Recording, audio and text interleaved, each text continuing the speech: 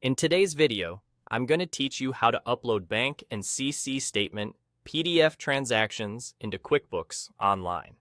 By the end, you'll know exactly where to click and what to expect, so your transactions land in the right place the first time. Start by signing in to QuickBooks Online and look to the left side navigation. Click on Accounting. This is your hub for chart of accounts and all bank-related activity, so it's the right place to begin an upload. Inside Accounting, go to the Bank Transactions tab. Depending on your layout, you may see it labeled as Bank Transactions or simply Transactions, but you're looking for the page that shows your bank and credit card feeds and the For Review section. Now, move your eyes to the upper right corner.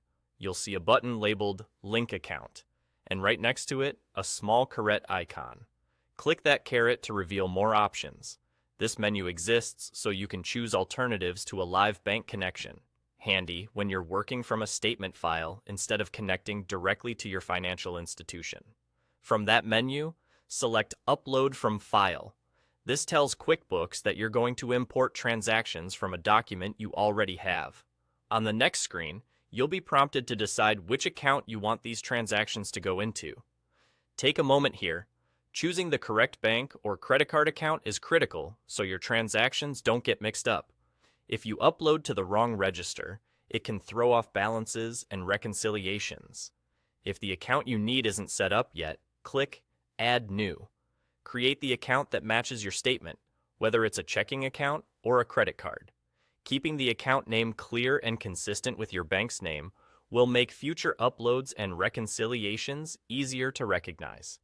Once you've selected or created the correct account, upload the PDF file that contains the transactions you want to bring in.